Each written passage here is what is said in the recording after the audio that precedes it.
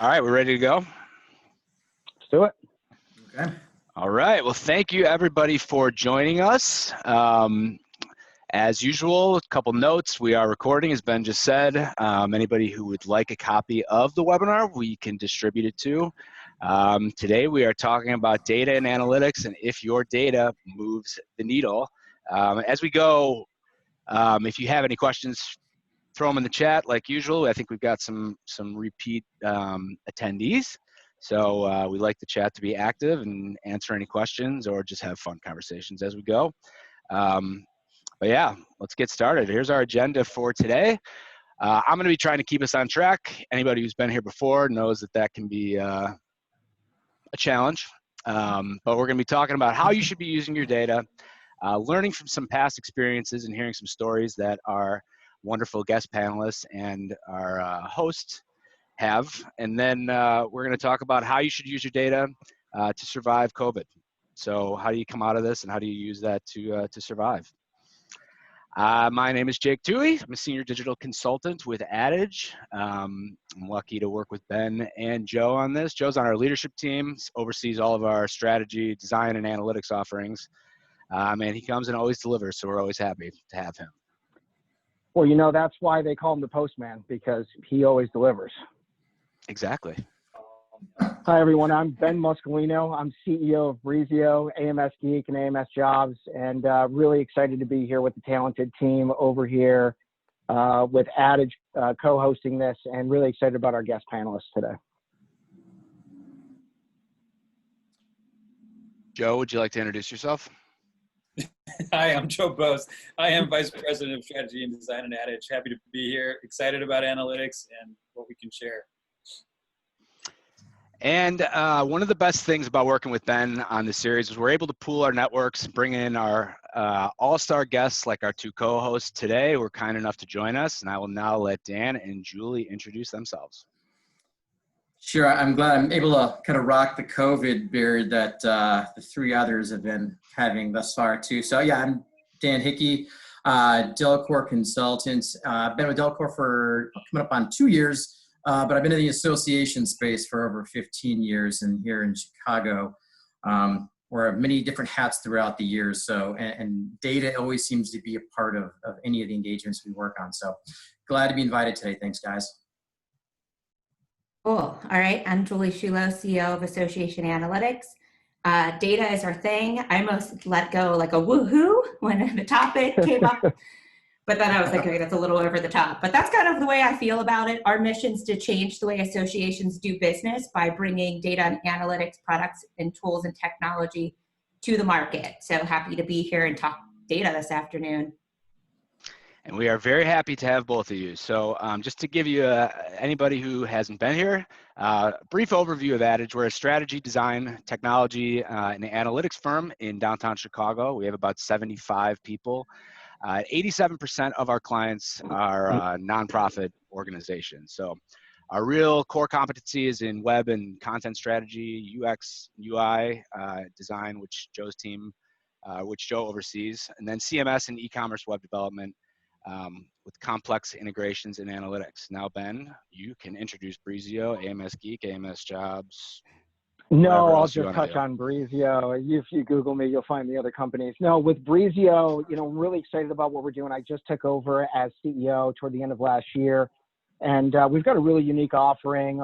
We really have some of the most powerful publishing tools you'll find in communities, and I'm really proud to say that, you know, after some really impressive and really great companies have done a very great job in establishing community in the market.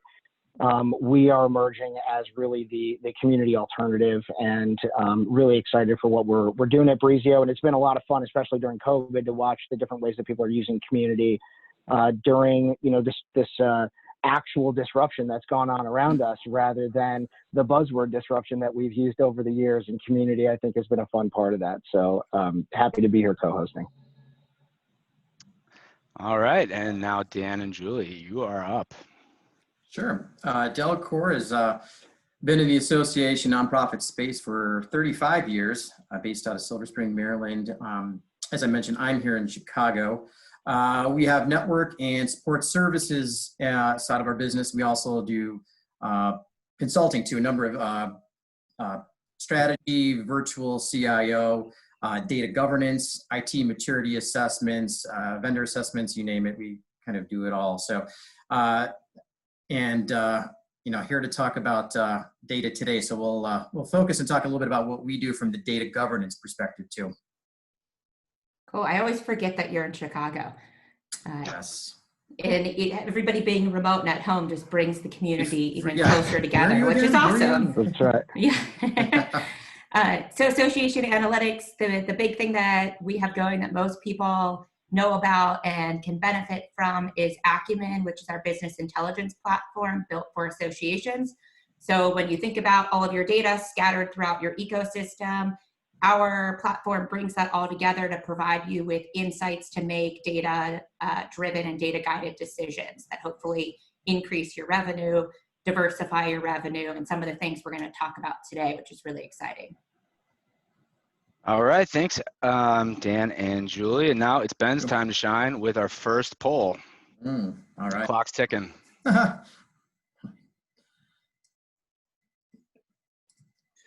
All right. So our first poll is live, and we encourage everybody to vote. If you're really not paying attention, lie to us, click a button. But why are you attending this webinar is the question we're asking. And is it new strategies rolled out during COVID has created new data that we're not sure what to do with? We're shopping for an analytics tool. I'll be sure I pass your information over to Julie.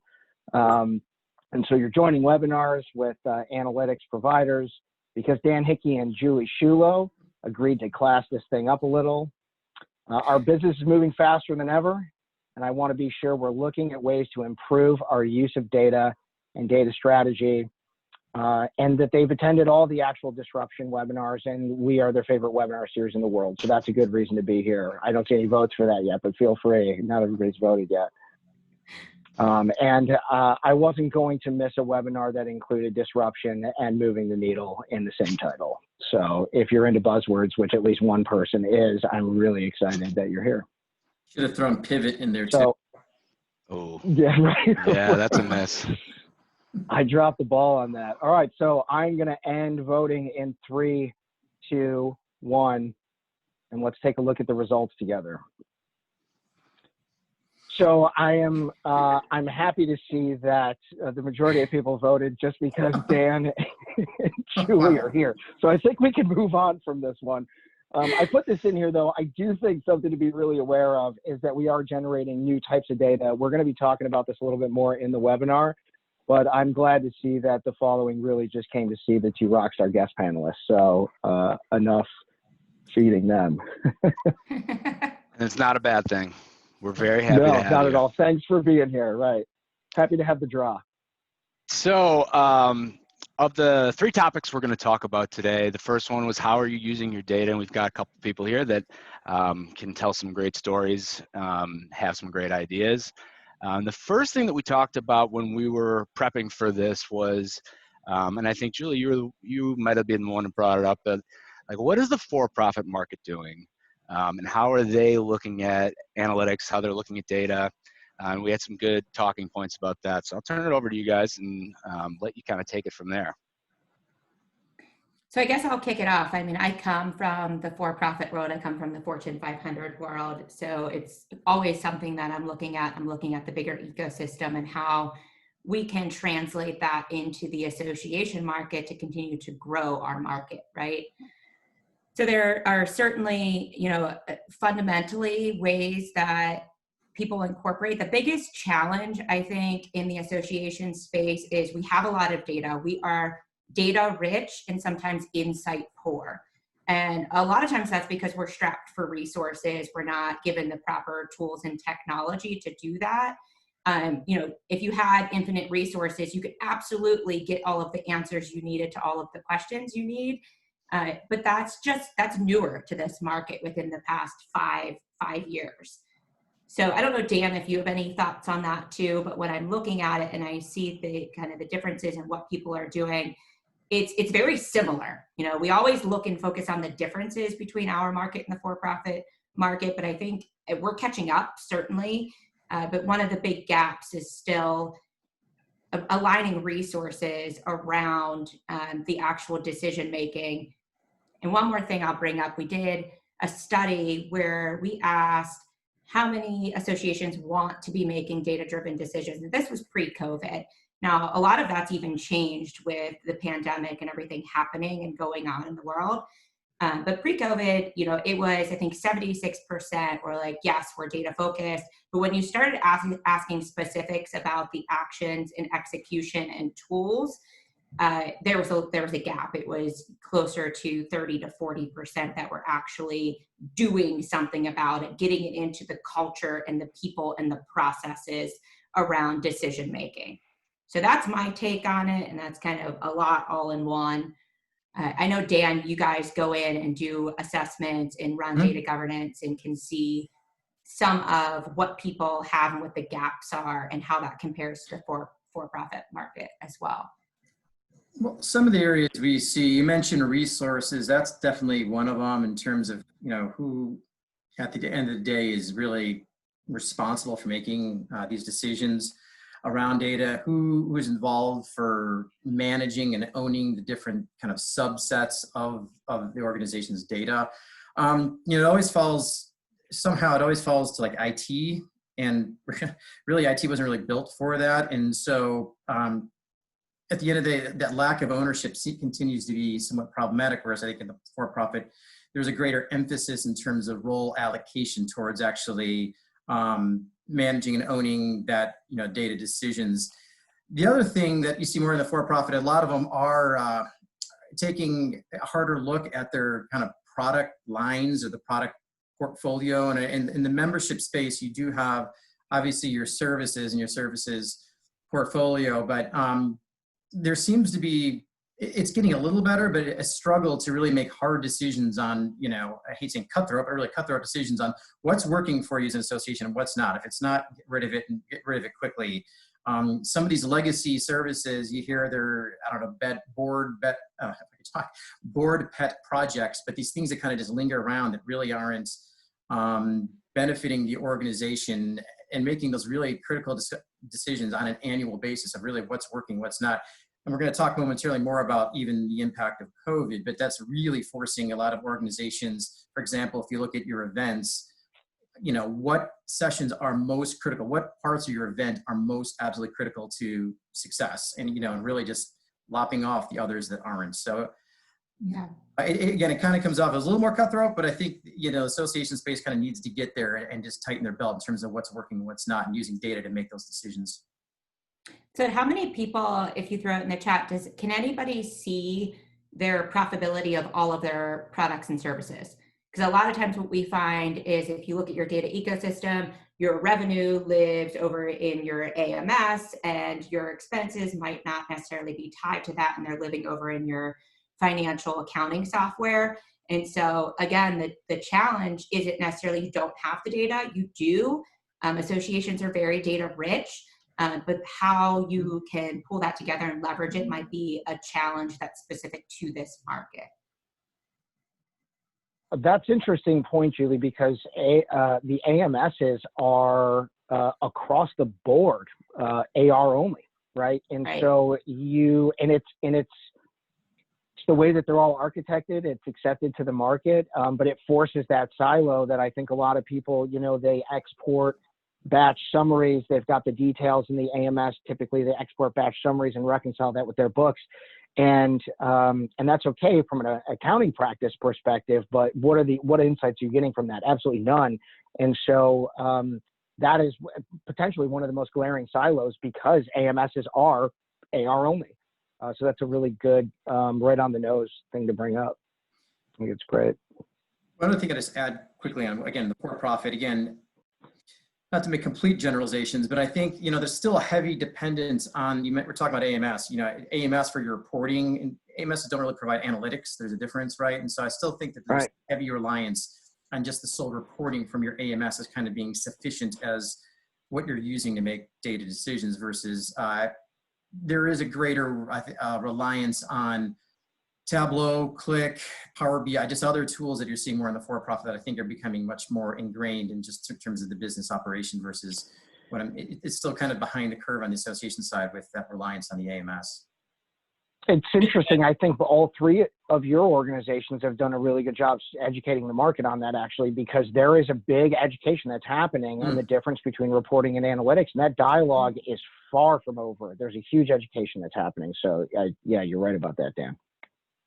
Yeah, Dan actually just threw out a couple of tools, many of them free or versions of them free. So check out Microsoft Power BI, Tableau, see if you can, even if you're not you don't have to be a data scientist.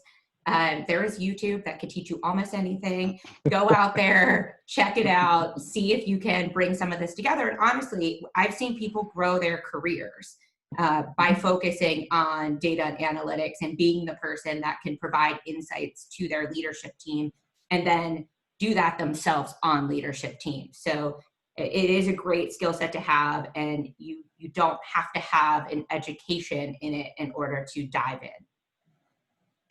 And one of the things that we had talked about, and I know Joe talks about this quite a bit in our work, but if you're asking how to increase revenue, if you're tying your data to revenue, and like if not, what are you doing? And I know, Julie, you had also mentioned something about looking at ROI, but looking at ROI differently, whether it's engagement or what have you. But Joe, if you want to touch on that real quick before we move on. Yeah, sure. One of the challenges I see with associations is that the connection to the bottom line is often considered secondary to a mission or a cause. And making that leap from, membership to, revenue can sometimes be difficult. The other thing I see frequently is that processes aren't necessarily documented. So some of the basic metrics that you might get from kind of observing and trying to improve, maybe if you think about like a lean process approach, a lot of organizations are missing that kind of baseline documentation of this is how we get the work done. So it's difficult then to layer on top of that meaningful metrics that are showing you how you're performing. Yeah. That was actually one of the benefits that one of our clients had brought up at the beginning of the pandemic, is it's actually making them scrutinize decisions like they should have been, but weren't necessarily, because things were working, things were flowing. Why be that guy or that woman to go and do that? But now they are scrutinizing those decisions, and it's making a dramatic difference in their business, in their numbers, because they're now watching every decision and scrutinizing it using data, which is huge. That could be game changing for the industry as a whole if we can instill and teach and start to actually evolve into those business practices. Yeah, that's a big difference I see too, is that a lot of for-profit businesses like Adage have implemented kind of fundamental operating systems, right? So for us, we use the EOS system, but there are other systems out there like Gazelle and a few others. But those systems bring analytics and reporting kind of together in scorecards that are really directly tied to operations, sales, marketing, the things that are really driving the business. I have yet to encounter EOS at an association. And it's interesting because it seems like it could fit really well, but you don't hear about it as much. There's one, I'm trying to think, there's one woman who goes around and she's a COO in an association. She preaches it to everybody. She's fantastic. So I know of one. There's one. That's good that there's one. Thousands of associations, but there's one. That I know. So the concept of a roll-up score is a cool one too. Like one of the things, and I would venture to say all of my businesses are smaller than each of yours, and I think we can all do the same things regardless of scale. Sometimes we set goals and we work backwards from those things. And the concept of an overarching engagement score or scorecards like you're talking about, Joe, it's nice because if you are collecting and managing your data properly, being intentional about the data that you use is important. You can't use it all at once. I can't tell you how many times I've had a conversation with somebody about an AMS integration. We're doing it AMS Geek. And they're like, let's just send it all in. And I'm like, whoa, hold on a second. These are 146 data points. And I may even have an example to talk about that later more specifically. But you can plug and play pieces of data appropriately to figure out what gets you to that optimum score. And having the data and having the insights and understanding how these things roll up and the impact they have on your business against the goals that you set is it's fundamental, but it's hard to do if you don't have a data strategy. So. Yeah, I think that's one of the best parts. My observation of EOS, one of the best parts is the analytics, the metrics that we report on are directly actionable. So when we look at that weekly scorecard, we can tell immediately if it's on track or off track, and immediately take action and try to course correct. So that's having that direct line to here's an input, here's an output is really an important piece to really leverage the data that you're collecting. I feel like this slide could be a session all in itself. I was just going to say, I'm about to keep us moving. I promised I would try to keep everybody on track, but I also like you guys to keep it going because I think this is great. But the one thing that we talked about also, and is kind of, we've gone into places where nobody's collecting data, and then some that are collecting tons of data, maybe not doing much with it, like actionable, like we just talked about. But Dan, you guys have, you have your processes. Julie, I'm sure you guys do too, and Ben, obviously. But if you guys could talk about, like, how do you, when you get involved with a new client, how do you start assessing the data that they have, and where do you go from either direction? I'm hoping Dan was there prior to me and helped them do a data inventory, put together a data governance committee. So Deanna, you should start because you guys focus a lot on the fundamentals. And you mentioned the data inventory, Julie. That's really one of the very first things. And it sounds so simplistic, but it really is amazing. All the repositories, when you start mapping out where all the data resides, it can add up pretty quickly. And it's not just large associations. We've done, with small and mid-sized associations too. It's 2020, so these organizations have been collecting data in a multitude of different apps throughout the years, and they moved to new apps and still have the old one hanging around there, but there's still data in it, right? So one of the first things we do really is just inventory make sure, no stone unturned. We always say, like, make sure we get everything accounted for and really understand then what is what's the purpose of those? Who still has access to it? How is it being used? And from there, we also take a look at, is there any kind of criticalities or sensitive data or PII data? Is there anything that we need to be aware of, that you as an organization need to be aware of? Because sometimes you may have social security numbers sitting out there from your legacy system that maybe newer staff have no idea. So it's really making sure that you got a good inventory and a good foundation for there. I know it's not, the sexiest work, but it has to be done. You have to understand where all that data is, and also how is it being used, who has access to it. So again, as Julie said, those are a lot of the foundations we focus on initially. We also talk about access, for their current systems that they have in place. Does staff have access to what they need, or do they still need to go, through IT for various reasons? And so making sure that, again, they can have the data they have. One other thing I'll just mention on that data repository that also sheds a light on, I know I'm not going to talk about shadow IT, everyone talks about that, but really it also is amazing. It's illuminating in terms of how many different different systems that staff's using that sometimes IT isn't even aware of. So that getting that inventory is, again, kind of the foundation, making sure we have a good solid base on that front. And I would say in terms of who has data, who does, rarely do we encounter an organization that doesn't have a substantial amount of data. If anything, they haven't thought about it yet. Yeah, they're sitting on a lot. In fact, it's eye-opening once they find out how much they actually do have. So. Mm-hmm.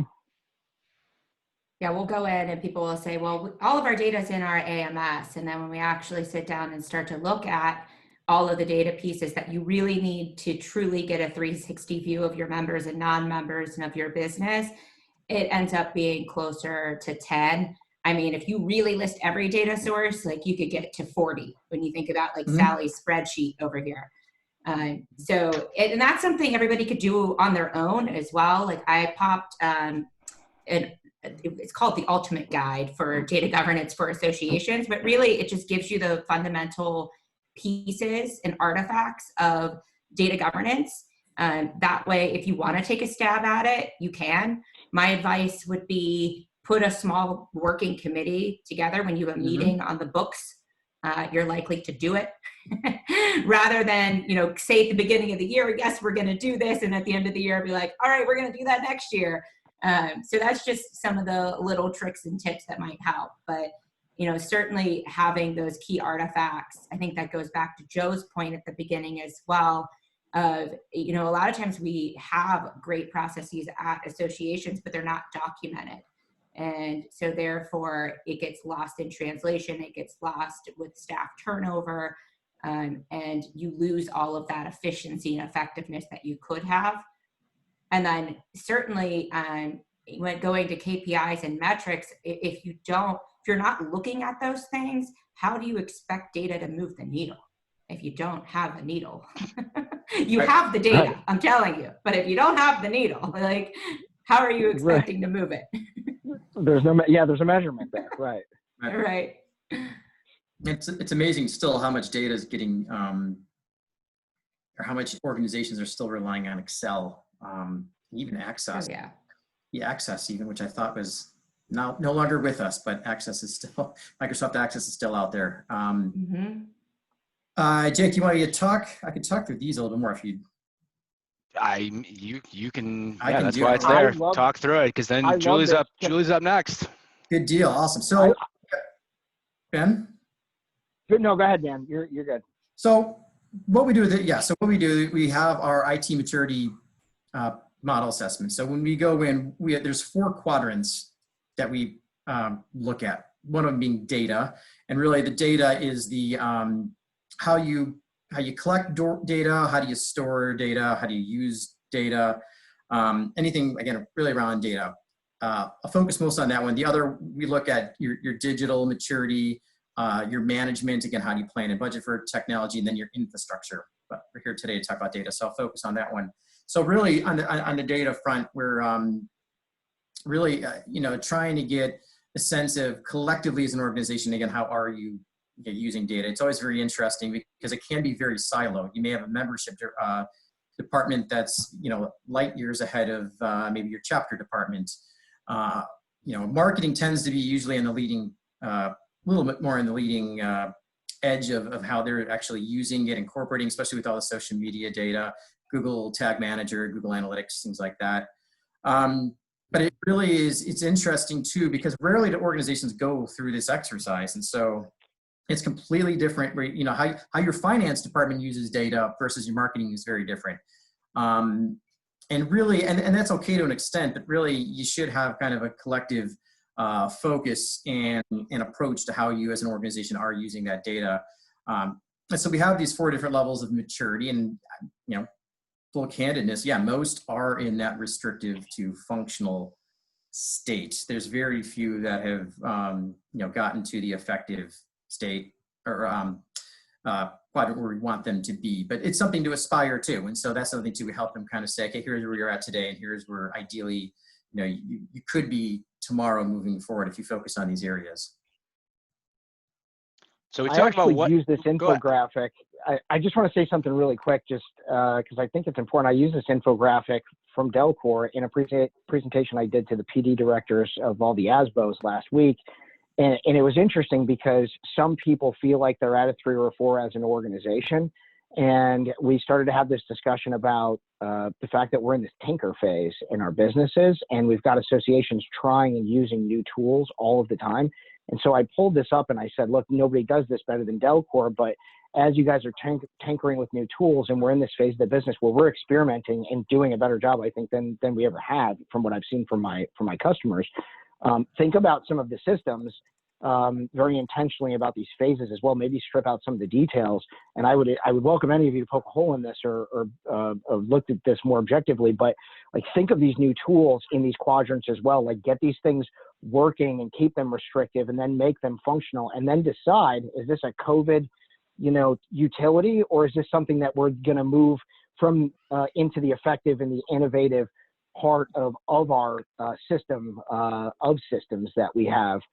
Because I think sometimes people will go buy something and then they're like, let's immediately integrate it. And I do so much integration work that I think about that sometimes, and the word intentional comes out of my mouth way more than I want it to, but I use it appropriately. I'm very intentional about how I use the word intentional, because I do think that people are generating a lot of data that they don't realize. And now we are in this tinker phase of our businesses.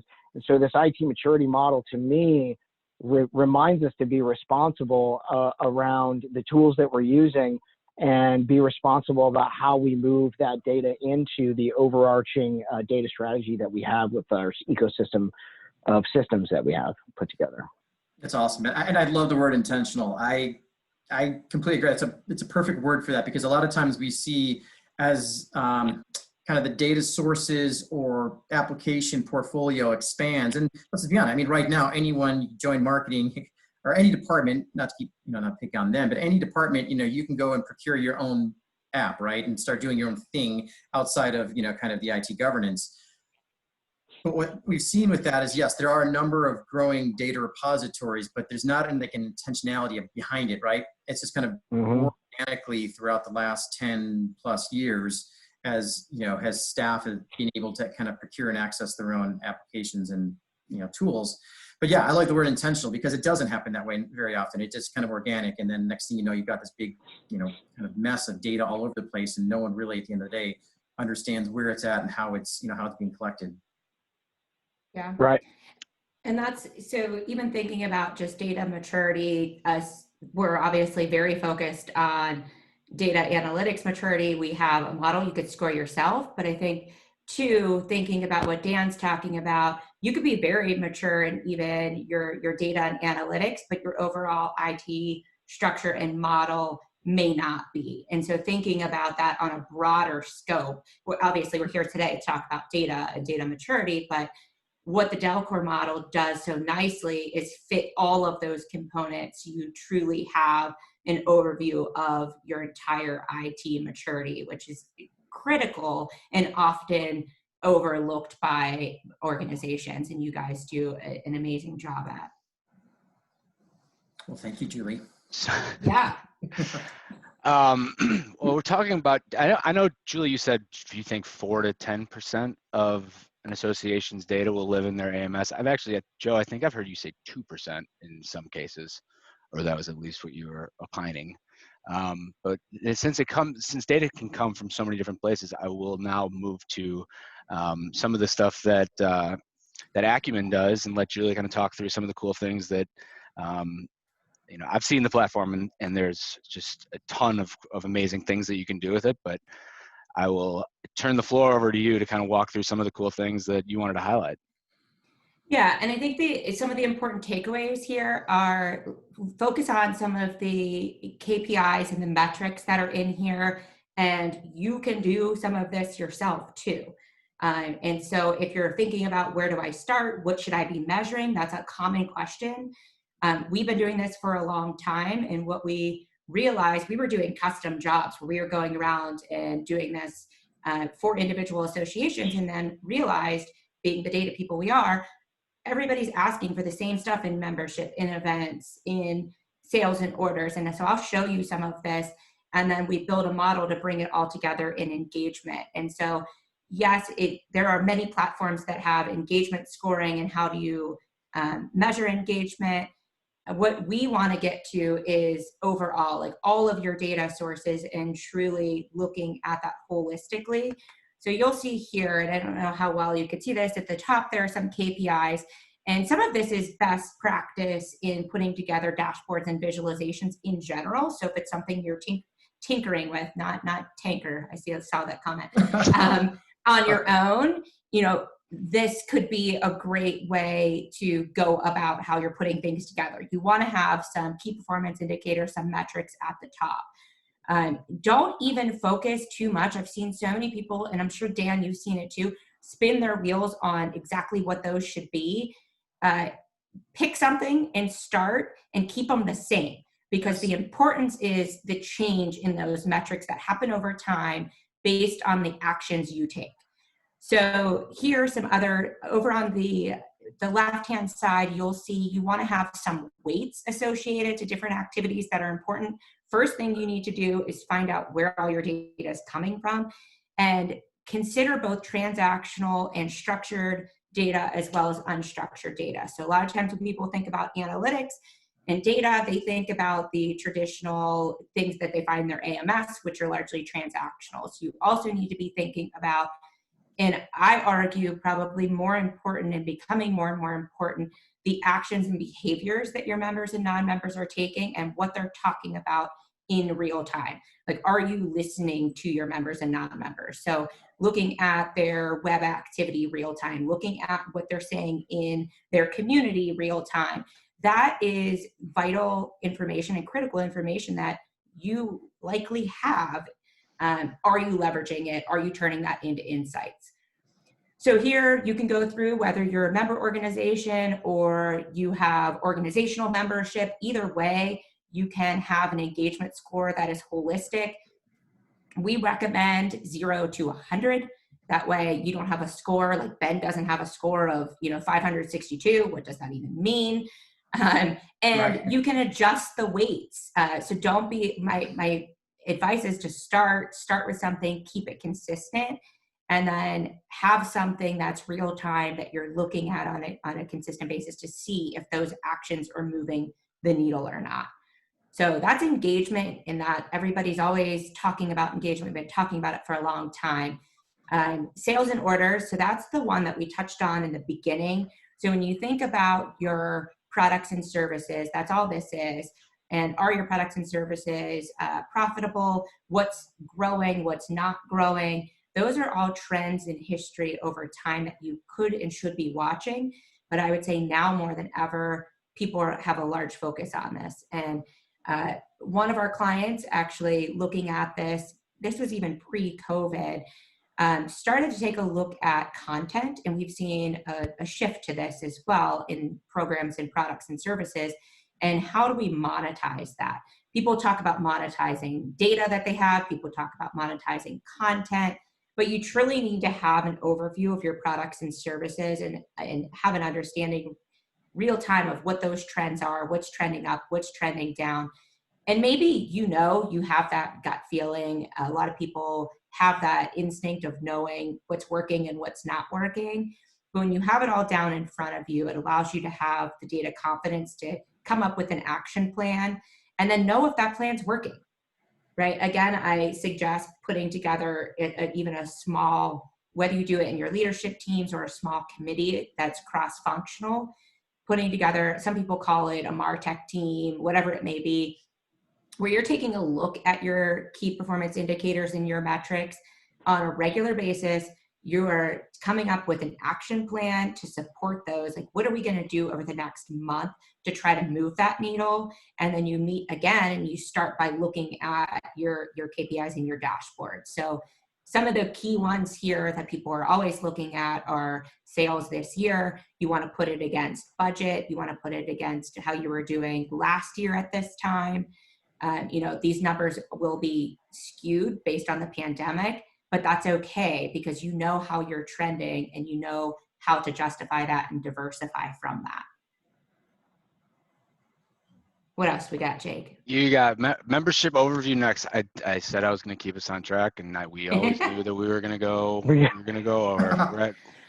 Yeah, and this one I'll just touch on really briefly. This is, everybody wants to keep track of membership. You want to know the important thing here too is not just your track, like how many members do I have, right? Because you want to be able to turn this into action and insight. So on the middle of the page, you'll see something called membership churn.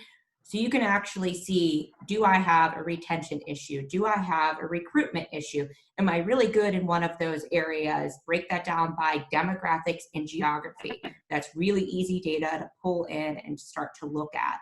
And that way you can focus your efforts.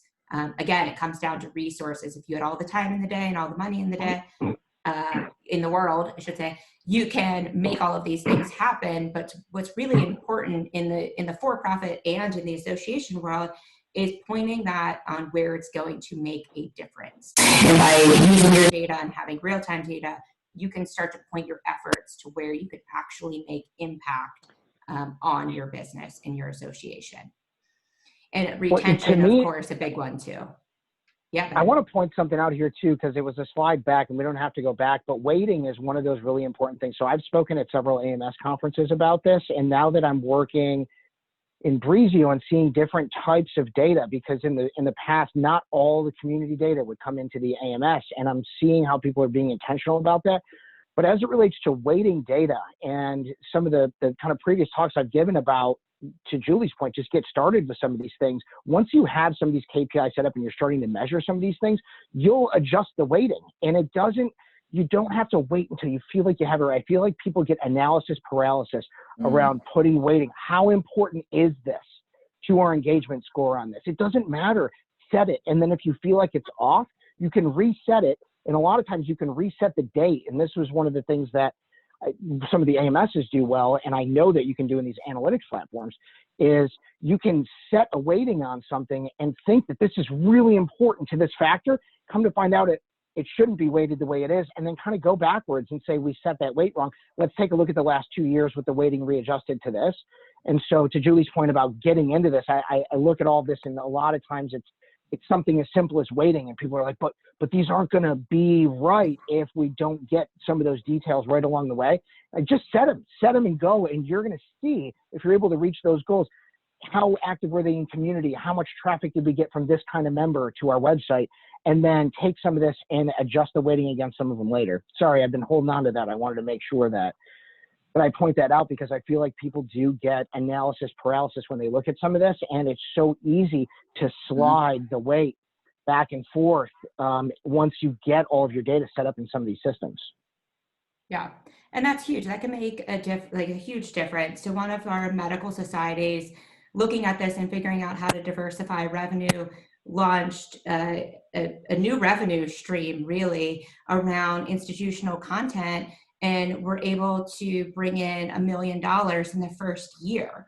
Have they waited, they would have lost that opportunity certainly for the year. And now this was pre-COVID. So now that they're in this situation, they're actually reinvesting resources into that to grow that platform and constantly watching the needle because they have real-time analytics to see that grow.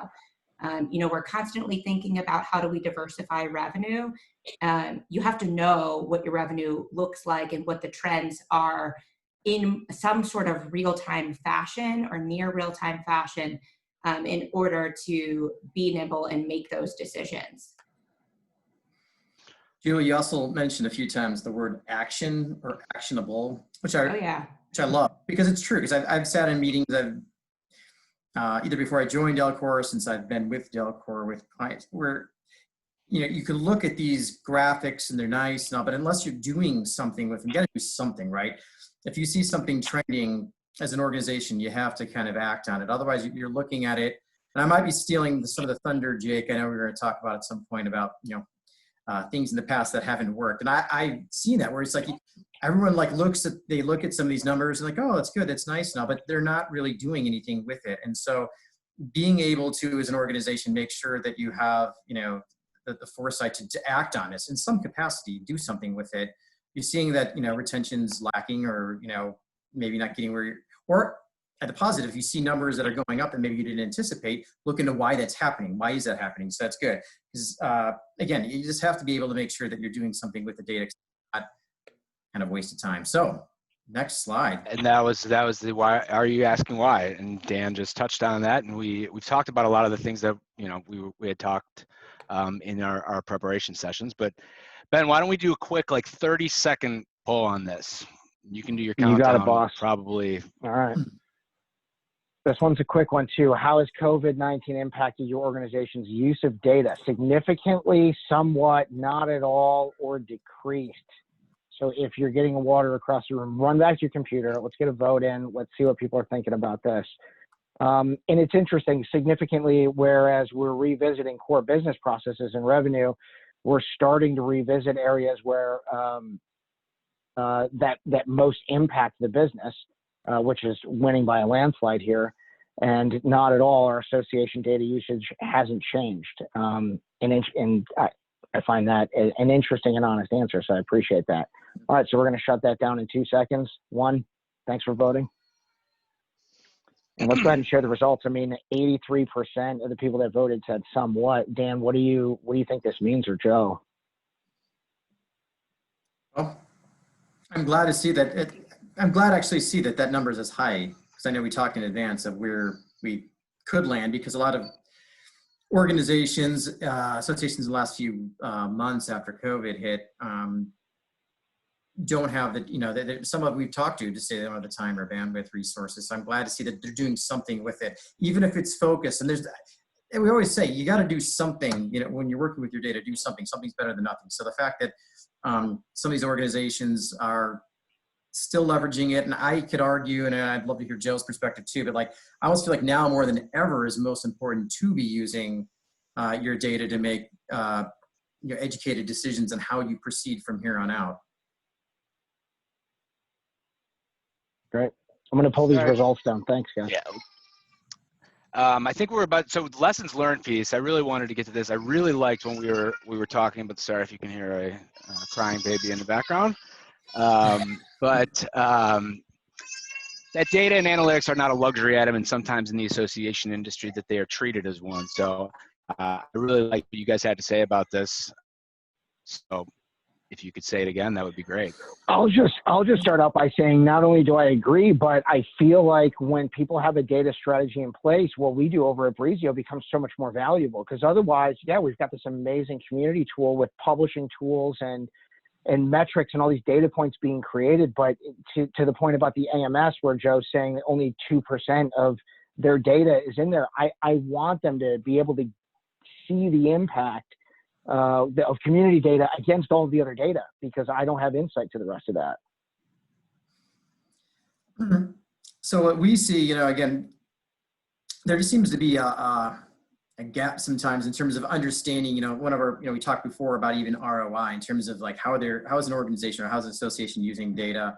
It always feels much more tangible when you talk about, like, first and foremost, your website or your AMS, LMS, any of these other platforms. But in terms of making concerted effort on how your data, how you're going to use your data strategy, or even start a data strategy, really, it just seems to be something that falls to the wayside, or we hear, we just don't have time, resources, budget at this time to really take that on. But at a very fundamental, one of the easiest things you can do out of the gate is, like, when you start any of these other technology initiatives, actually any initiative for that matter, how you want to use data and track the performance of that platform or that service, whatever it may be, making sure that kind of data component is involved at the onset is critical.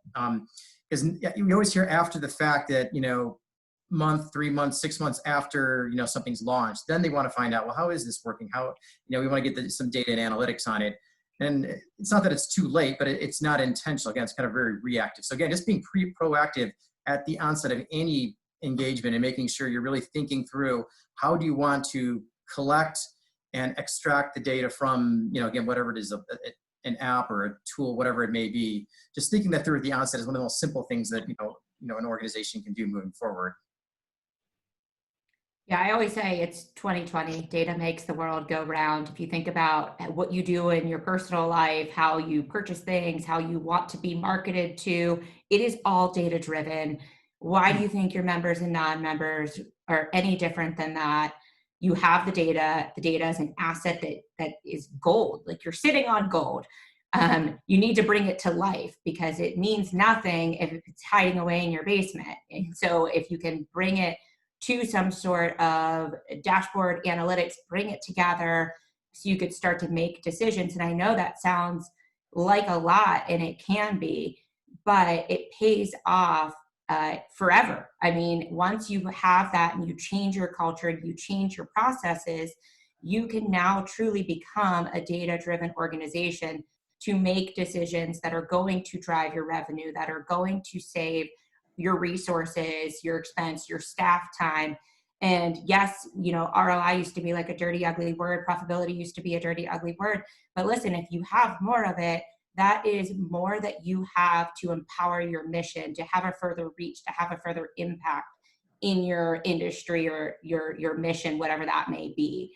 So it's critical. And I think people are starting to come around to that. And certainly the pandemic has put more focus on that, because people are like, oh crap, like, we can't just do what we've always done because we can't have our event, or our membership is declining, and you're having the value proposition conversation again. And so you really need to have and bring to life your data, what you already have, so you can start to make those critical decisions. Such a great metaphor, Julie. It's like you can buy a piece of land and put all the equipment on it, but until you start mining the gold, you can't do anything with it. So yeah, Right. right. Dead on, right. And Julie, you talked about the, visualizing your data, which is, what you guys do so well. I did want, Joe hasn't talked in a while, so we'd like to let Joe talk a little Let bit Joe about talk. how we approach strategy and using data for conversion optimizations, things like that. So Joe, a couple minutes, you're on. All right. Thanks, Jake. Appreciate that. Just So like it's funny. I like listening as much as I like talking. So it's really interesting to hear, the different approaches and different insight. And if I were to summarize some of what was said, I would say some of it comes back to a real basic scientific method. It's beginning with the end in mind, but it's also establishing a hypothesis and establishing how you'll measure something. And what I see very frequently is that the hypothesis, it gets too complicated too quickly. And so if we just keep it really simple, we can get data that corresponds to that and answers it really simply as well.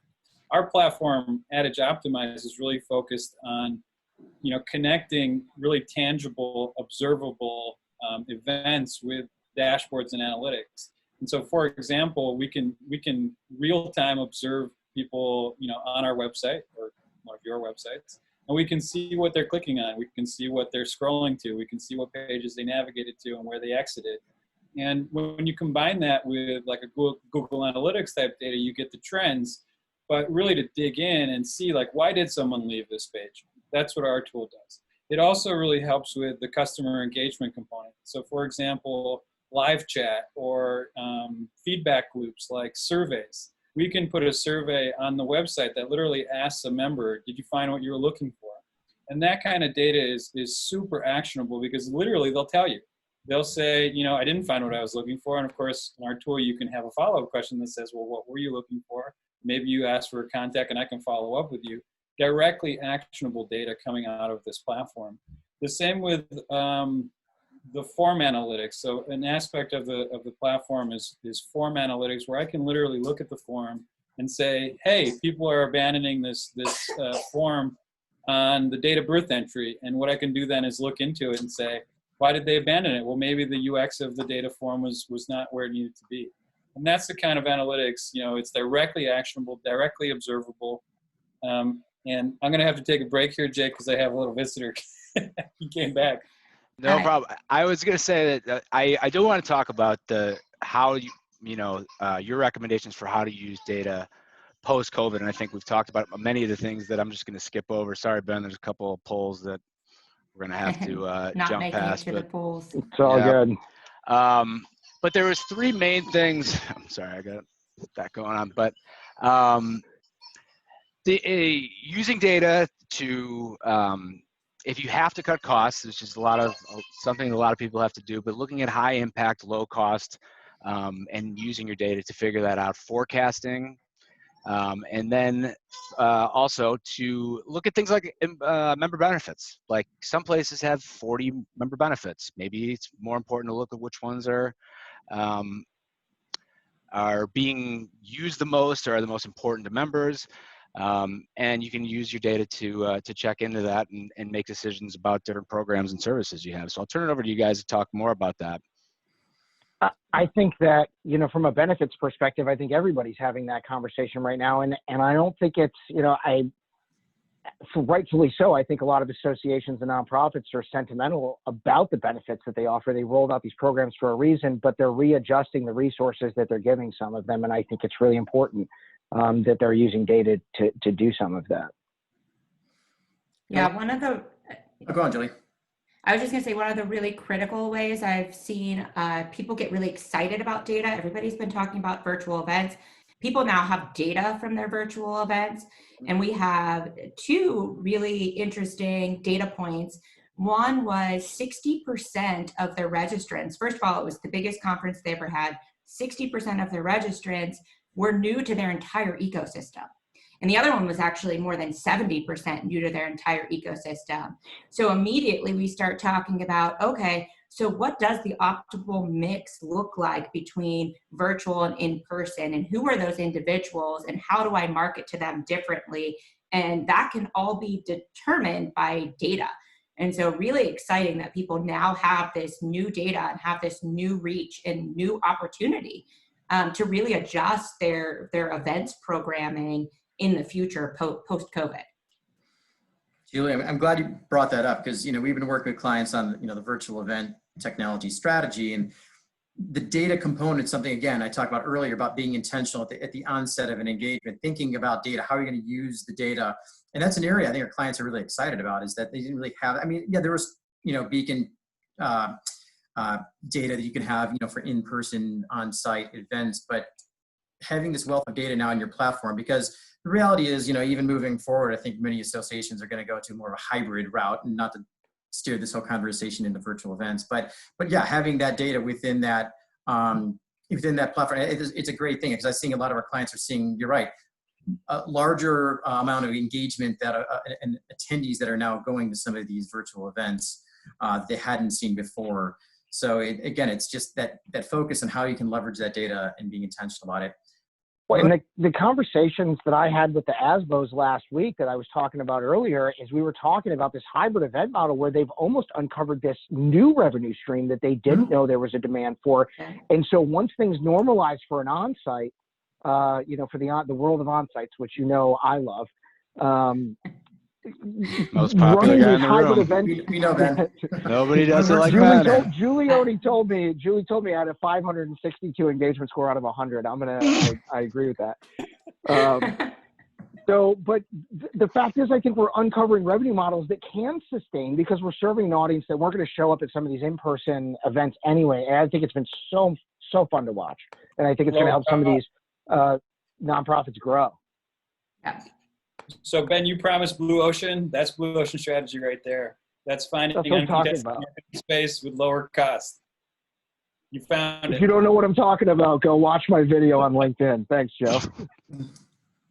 Got a couple minutes, 1 minute left here. We want to make sure we recap, kind of the things that we talked about, because there's been a lot of awesome conversation today. But when we were thinking about 4 takeaways, we looked at them as analytics are definitely essential, and they're not a luxury. So they shouldn't be treated as one. They should be budgeted as if they're essential, and people should start doing more of that. Something like starting small and making an impact right away, not trying to bite off too much from the get-go, but then using data also to refocus spend if you have to cut costs, like we just discussed.